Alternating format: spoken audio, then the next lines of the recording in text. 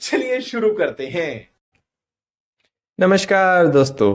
अगर हम biggest film industry की बात करें तो उसमें इंडियन फिल्म इंडस्ट्री शामिल है। अगर हम रिचेस्ट फिल्म पर्सन की बात करें तो इसमें भी एक इंडियन शामिल है। अब सवाल ये उठता है कि इस इंडस्ट्री की शुरुआत किसने की है। तो दोस्तों आज हम इन्हीं के बारे में जानेंगे और यकीन मानिए इनकी ज़िंदगी की कहानी किसी फिल्म से कम नहीं है और बहुत ज़्यादा इंस्पायरिंग है। दोस्तों इस इंडस्ट्री की शुरुआत की थी फादर ऑफ इंडियन सिनेमा कहे जाने वाले दादा साहब फाल्के जी ने, जिनका वास्तविक नाम ढूंढीराज गोविंद फाल्के है। इनका जन्म 1870 में आज ही त्रिंबक में एक मराठी फैमिली में हुआ था। अगर हम दादा साहब फाल्के जी के शुरुआती सफ़र की बात करें तो इन्हें drawing, painting, photography and modelling बहुत ज़्यादा पसंद थी, जिस वजह से इन्होंने drawing, oil painting and water painting के कोर्स किए और इन्होंने फिल्म इंडस्ट्री में हाथ आजमाने से पहले कई सारे बिजनेस ट्राई किए थे। इसमें कईयों में इन्हें सफलता मिली और कईयों में इन्हें असफलता मिली, लेकिन ये कभी निराश होकर शांत नहीं बैठे और अलग अलग बिजनेस ट्राई करते रहे। जैसे कि फोटोग्राफी, जिसमें इन्हें महारत हासिल थी, पर यह बिजनेस कुछ खास नहीं चल पाया क्योंकि उस समय एक अफवाह फैली थी कि जो भी कैमरे के सामने जाके फोटो खिंचाएगा, कैमरा उसकी आधी एनर्जी खींच लेगा। यही नहीं, अभी और सुनिए। और कुछ समय बाद उस इंसान की मौत हो जाएगी। फोटोग्राफी के बाद इन्होंने कुछ ड्रामा कंपनीज के लिए पेंटिंग की और यहाँ इन्होंने ड्रामा प्रोडक्शन की बेसिक ट्रेनिंग भी हासिल की। इसी समय ये एक जर्मन मैजिशियन से मिले, जिससे इन्होंने मैजिक ट्रिक्स और फोटोग्राफी ट्रिक्स सीखी। जहाँ इन्होंने एक और 1901 में प्रोफेसर खेल्पे के नाम से कई मैजिक शो किए, वहीं दूसरी ओर फोटोग्राफी ट्रिक इनके फिल्म प्रोडक्शन में बहुत कम आई। फिर 1903 में इन्हें आर्कियोलॉजिकल सर्वे ऑफ इंडिया में फोटोग्राफर एंड ड्राफ्ट्समैन की जॉब मिली, लेकिन इससे इन्हें सेटिस्फेक्शन नहीं मिल रही थी, जिस वजह से इन्होंने 1906 में ये जॉब छोड़ दी और लोनावला में Phalke engraving and printing work नाम से आर.जी. भंडारकर के साथ प्रिंटिंग प्रेस की शुरुआत की। इन्हें अपना शुरुआती अधिकांश काम रवि वर्मा प्रेस से ही मिला करता था। धीरे धीरे इनका प्रेस बहुत ज़्यादा कामयाब हो रहा था और बाद में इनके साथ 1908 में पुरुषोत्तम मालवीय जी भी जुड़ गए, जो कि भंडारकर की जगह आए थे और इनके पार्टनर बने थे। और इनके आने के बाद प्रेस का नाम बदलकर लक्ष्मी आर्ट प्रिंटिंग रख दिया गया।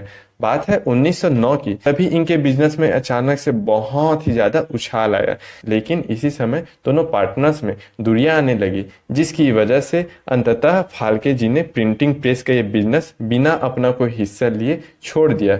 इसके बाद भी फाल्के जी को अलग अलग प्रिंटिंग प्रेस से बहुत बेहतरीन ऑफर आए, लेकिन उन्होंने कभी इन्हें हाँ नहीं कहा। तो दोस्तों अभी तक आप जान ही चुके हैं कि फाल्के जी ने कितने सारे बिजनेस ट्राई किए थे। फिर आता है वह समय जिसने फाल्के जी के दिमाग में फिल्म प्रोडक्शन का बीज बोया और तारीख थी 14 अप्रैल 1911।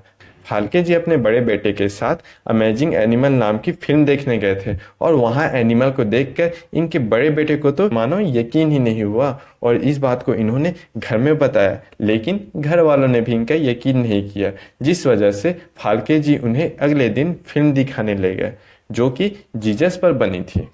इस फिल्म को देखकर फाल्के जी को लगा कि हमें भी अपनी देवी देवताओं की कहानी इसी तरह बतानी चाहिए। मस्त प्लान है। और इस तरह उनके दिमाग में मूविंग पिक्चर्स के बिजनेस का आइडिया आया। उन्होंने फिल्म रिलेटेड कई मटेरियल्स जमा किए, कई रील्स जमा किए, जिन्हें ये अधिकतर शाम को या रात को मोमबत्ती की रोशनी में देखा करते थे। के बाद कई सारी आर्थिक दिक्कतों का सामना करते हुए इन्होंने अपनी इंश्योरेंस पॉलिसी का पैसा खर्च करते हुए 1 फरवरी 1912 को लंदन के लिए रवाना हो गए, जहां इन्होंने फिल्म बनाने की कई सारी बारीकियां सीखी और वापस आकर 1 अप्रैल 1912 को फाल्के फिल्म कंपनी की नींव रखी और भारत की पहली फुल लेंथ फीचर फिल्म राजा हरिश्चंद्र का निर्माण किया।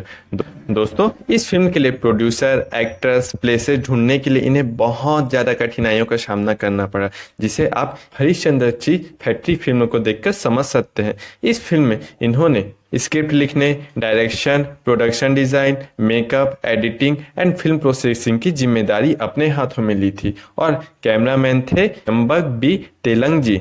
इस फिल्म को 3 मई 1913 को थिएटिकल रिलीज किया गया, जिसने बहुत ज़्यादा सफलता हासिल की। इसके बाद इन्होंने मोहिनी भास्मासुर और सत्यवान सावित्री नाम की 2 फिल्में बनाई, जिनसे भी इन्हें बहुत ज़्यादा कामयाबी मिली और इससे इन्होंने अपना पूरा उधार चुका दिया।